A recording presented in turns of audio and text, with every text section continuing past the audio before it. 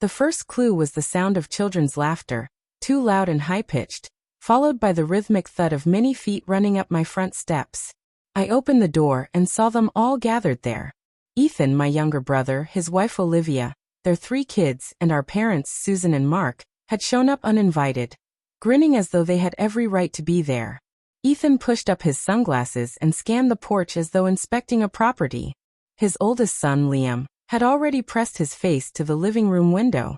Olivia stood to the side, holding their youngest, a baby wrapped in a blue blanket, flashing me that stiff, polite smile she always gave when pretending we were friends. I hadn't shared my new address with them, and no one from the family had ever visited before. I didn't need to ask how they found me. Olivia had a way of obtaining information. Susan was the first to enter without waiting for permission, exclaiming, "Look at this place. Caroline, you've really done well for yourself." But it didn't sound like a compliment. It sounded like an assessment. Mark followed, as silent as ever. Ethan came in right behind them, avoiding my gaze. The kids quickly scattered, claiming rooms with their eyes. Olivia came in last, bouncing the baby in her arms, locking eyes with me. "It's just beautiful," she said. "Big too." That's when I realized this wasn't a casual visit. It was part of a plan, and I was the only one who hadn't been informed. This wasn't the first time something like this had happened, just the first time in my new home. Growing up, the living room had always belonged to Ethan. He was 3 years younger but always louder, messier, and as usual forgiven. Once he threw the TV remote at my head, and I got grounded for raising my voice. Mom, Susan, told me I was too sensitive, and Dad, Mark, just stared out the window, acting like he couldn't hear anything. When I turned 11, I started doing the laundry, and by 13, I was packing both our lunches and making sure Ethan didn't forget his backpack. If I didn't, Mom would scold me for not helping out. Ethan got a PlayStation for his 8th birthday. I got a store-bought cake and a card signed "Love all of us," no names included. He was the golden child, and they didn't hide it. Susan loved introducing him to the neighbors as our brilliant little athlete, while I was Caroline. She's quiet and into computers or something. When I brought home my first A in calculus, no one noticed. But when Ethan scraped a C in biology, we went out for ice cream to celebrate his effort. By the time I was 15, Ethan had already pushed me down the stairs once while playing, as he claimed. I wore long sleeves for a week to hide the bruise. Susan made me promise not to tell Grandma about it at Thanksgiving. "We don't need drama," she said, "especially with your brother's future on the line." After that, I stopped asking for anything. No prom dress, no rides to study group. I learned to walk instead. The school library stayed open late, and the janitor let me sit in the corner until my legs hurt. At 17, when I left, I didn't even pack a full bag, just a hoodie, some notebooks, and a charger. I had $200 in a coffee can and a bus schedule I printed from the library. Susan told me not to come back unless I had real direction. I was still in high school, but direction wasn't the problem. The real issue was that I wasn't useful anymore. I crashed on friends' couches for months and graduated on time. They didn't come to my graduation. No call, no card. I convinced myself it was better that way. Clean cuts heal faster. After that, I didn't go back for holidays. No 4th of July barbecues, no Christmas stockings. If they noticed I wasn't there, they didn't say anything. Maybe they liked it better with one less person at the table.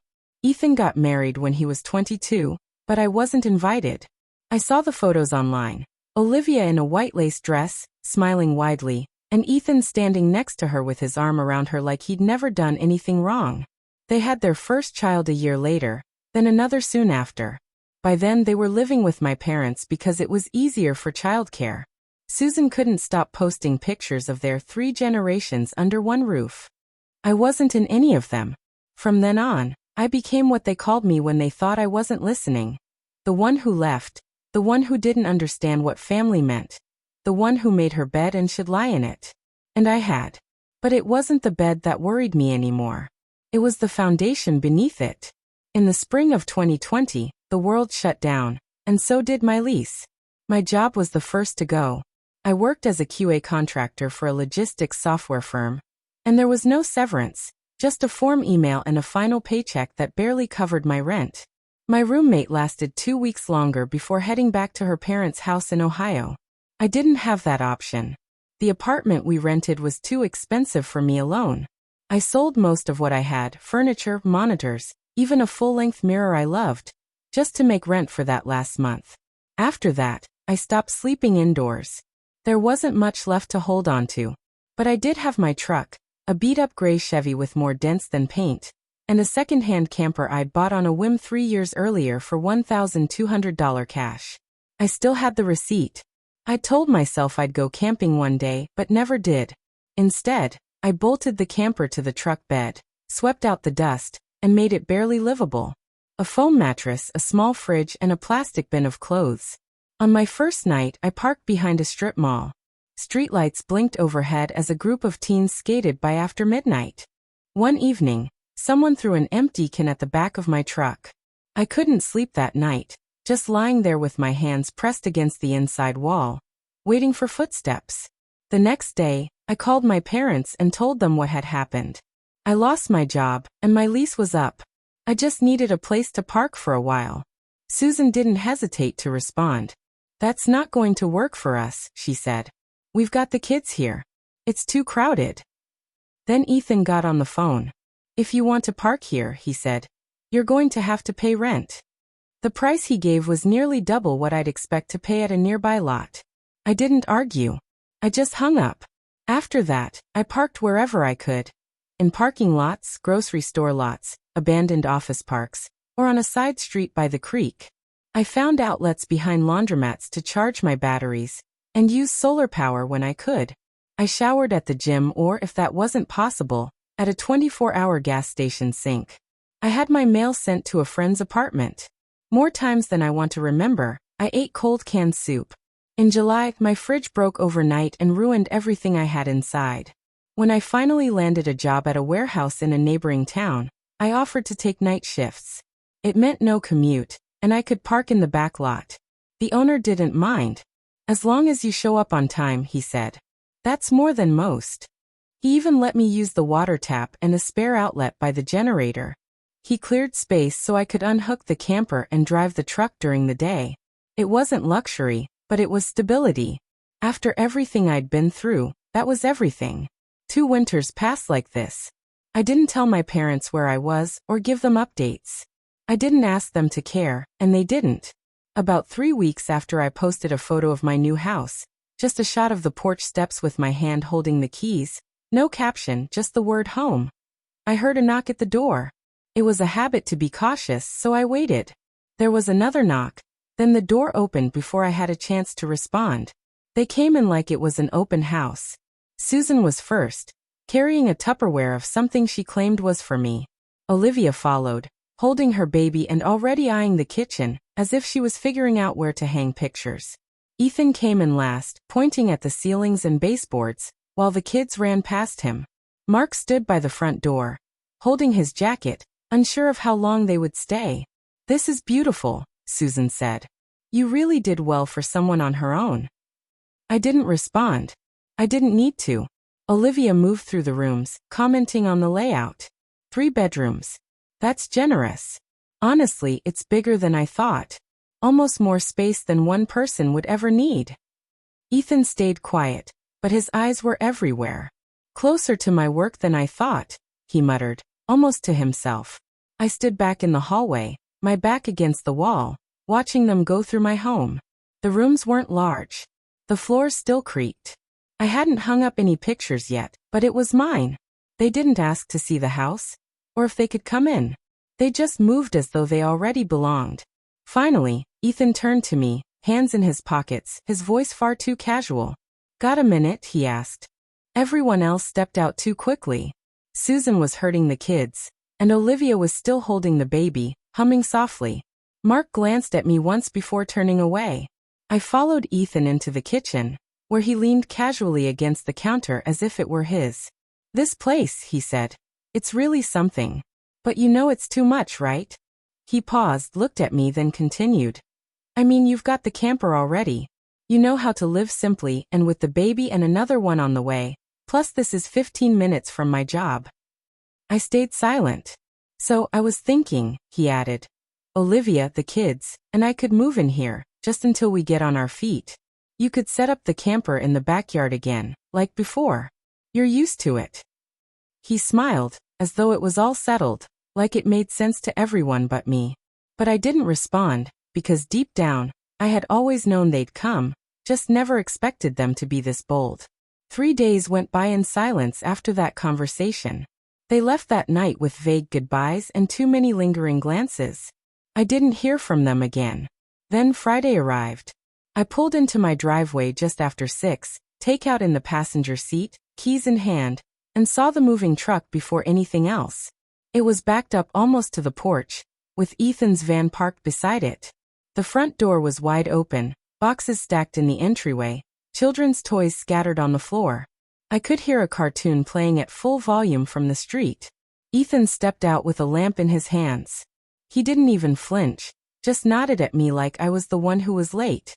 Olivia appeared behind him, holding the baby. She grinned and said sweetly, "It's happening. We're so glad you're letting us stay." She turned toward the living room before I could speak. I didn't go inside. Instead, I walked back to my truck, locked the doors, and called the police. As the phone rang, I cracked the window just enough to breathe. That's when Olivia tapped on the glass twice with her fingernail. "You don't have to do this," she said softly. "Just let it happen. It's better for the kids." She tilted her head, voice quieter. "Your mom said it's okay. And you always listen to her, don't you?" The 911 operator answered, and I gave my name, the address, and explained that my house was being taken without my consent. When the officers arrived, Olivia tried to charm them, while Ethan stayed inside, pretending to assemble a crib. I walked the officers through what had happened, showing my driver's license, the deed, and pointing out the broken lock. Its cord drilled out, the old knob tossed on the porch. The drill they used was still plugged in nearby. The officers knocked. Ethan opened the door holding a stack of papers. "A lease," he said. "We have a lease." I took it from him. My name was there, my signature too, but it wasn't mine. I held it up beside my ID to show the officer how the signatures didn't match. The loops, the slant, even the misspelling of my middle name. I looked at Ethan. "This is fraud." His mouth opened and closed. Behind him, Olivia raised her voice, trying to explain it was all for the kids, for the future, for family. The officer asked them to step outside. That's when my parents arrived. Susan, standing tall, with Mark behind her, his hands deep in his pockets. She walked straight up to the officers and said clearly, "My daughter agreed to this." I didn't look at her. I just handed the fake lease to the officer and said loud enough for everyone to hear, "This isn't just a lie. It's a felony. And if one more person walks into this house like they own it, I'll press charges." Olivia broke first. She tore the lease in half, then into quarters, then into shreds, tossing them onto the porch like confetti. The wind carried some into the yard. One of the officers told her to pick them up. Ethan said nothing. Susan didn't cry this time. She just glared at me, jaw clenched. "You're being cruel," she said. I met her gaze steadily. "No," I replied. "I'm being clear." The officers asked them to leave the property immediately. For once they did quietly without pleading. But I knew it wasn't over. People like them never leave with the door closed. They leave with it ajar, waiting to come back. Christmas Eve arrived with freezing rain and the scent of cinnamon from my aunt's pie. I had invited 10 people. Half cousins I hadn't seen in years, the rest my uncle, his wife, and 2 old college friends, who had come from out of state. Some drove 3 hours just to be there. They brought folding chairs, homemade food, and music on scratch CDs. One uncle, James, had even burned a Nat King Cole Christmas album. "No holiday feels right without it," he said. We laughed more than I expected. No one asked about my parents, and no one mentioned Ethan. They had all read my post months ago before I locked down my profile, and no one had questioned it. Around 8 p.m. the door opened. I hadn't invited them, never even gave them the time, but there they were, Susan first, holding a tray of store-bought cookies as though that made any difference. Mark followed, stiff and silent. Ethan came in with his hands raised like he was coming in peace. Olivia trailed behind. No baby this time, just makeup. The air was thick with the scent of perfume, lingering in the stillness as everyone exchanged their Merry Christmas greetings, as if it was still theirs to say. The music suddenly stopped, and the sound of creaking chairs filled the room. My cousin Emily slowly stood up, her arms folded across her chest. Uncle James glanced at me, waiting for a response, but I remained silent. He then turned his attention to Susan and said, "You weren't invited." Susan smiled and replied, "We came to make amends." James didn't budge. "No, you came to be seen. That's different." The tension in the room was palpable. Olivia tried to explain about the kids, about needing space, and about not intending to stir trouble. Her voice grew louder, faster, as if she was talking over herself. Then the tears came. She collapsed into one of the chairs, covering her face, her sobs so loud they could be heard from miles away. She kept repeating how unfair it was that a woman with 4 children had to live in a cramped house, while someone with none got all this. I stayed standing, my arms at my sides. Olivia looked up, tear-streaked and trembling. "You don't even have a family, Caroline, and we do." Behind her, Ethan kept his gaze fixed on the floor. Susan looked as though she might defend Olivia, but my aunt beat her to it. "You had a family, Susan Sharp," she said. "You had 2 children, but you made one disappear. You erased her." Susan blinked, startled. "When she needed you, you laughed. And now when she doesn't, you come bearing cookies?" No one spoke after that. Ethan shifted, but before he could speak, James cut him off. "You tried to steal her house," he said. "That's not a misunderstanding. That's theft." The smallest voice came from the hallway. My grandmother, barely audible, whispered, "All evening, I saw the lease. I saw the broken lock. And I saw the photos from the years you left her out." She turned to me. "You don't owe them forgiveness." I nodded. That was all. No shouting, no storming out. Just a heavy silence that filled the room. Susan was the first to step back, leaving the cookies on the counter. Olivia wiped her face and followed, while Ethan never looked up. Mark stayed behind, opening the door last. "Merry Christmas," he muttered, but it didn't sound sincere. We didn't respond. They didn't try to come back in. The door shut. The music resumed, timid at first, as if the room was unsure how to warm up again. Someone put Nat King Cole back on. The lights flickered as the heater hummed to life. No one mentioned what had just happened. We passed around plates, refolded napkins. Jessica poured wine as if we hadn't just witnessed a family unraveling. Later, I stepped outside, wrapping a blanket around my shoulders. The yard was still. Some guests had claimed sleeping bags in the camper, curious to see how I lived. One cousin said it reminded him of his childhood, meaning it kindly. I stood on the porch for a while, letting the cold air hit my face.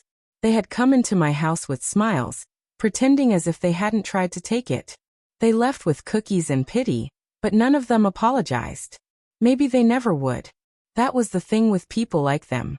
They didn't believe in consequences, only inconveniences, and being told no was always the hardest thing. Christmas morning came quietly. The house still smelled of cinnamon and coffee. Someone had already started a second pot. I stepped over blankets, empty wine glasses, and half-eaten pie. The kind of mess that meant people felt comfortable here. Outside, frost coated the truck, and the camper sat beyond the fence, pale in the soft winter light. A cousin had spent the night there, leaving the curtain half open. I could see the folded quilt on the bench, neat and respectful. I walked around to the side yard, running my hand along the aluminum siding of the camper. The same one I had once cried in, whispering that I would never beg again. I hadn't. I passed the spot where Ethan had parked the moving truck, the grass still dead in the shape of its tires. A single zip tie lay in the dirt, probably from one of the boxes he'd never unpacked. Nothing had been stolen, nothing broken, just a plan that had failed. Before going back inside, I paused on the porch. The front light was still on. I hadn't turned it off. They had said I didn't have a family, but last night, 10 people had stayed in my home. They had shared food, washed dishes, told old stories. No one had cried in the hallway, thrown anything, or asked me to leave. I stood at the door and, with one last look, turned the porch light off. No need to leave it on for anyone anymore. Through this experience, Caroline learns the value of self-assertion and the importance of setting boundaries, even with family. Her journey reveals that love and loyalty must be mutual, not demanded or exploited. Growing up overshadowed by her brother Ethan, she had been conditioned to prioritize others' needs, enduring neglect and manipulation. When her family invaded her hard-earned home, expecting entitlement to her space, Caroline had to decide whether to submit or stand firm. By calling the police and exposing their fraudulent lease, she rejects their narrative that she owes them anything for her success. The Christmas Eve confrontation, where her aunt and grandmother reaffirm her worth, solidifies Caroline's realization that family is defined not by blood, but by respect and support. Her decision to turn off the porch light marks the closure of her relationship with those who never valued her. She learns that protecting her peace isn't cruelty but clarity. True family, her chosen community of cousins and friends, offers love without strings. This newfound clarity empowers her to embrace her independence, recognizing that her worth isn't dependent on others' approval, but on her own resilience and courage in claiming her space.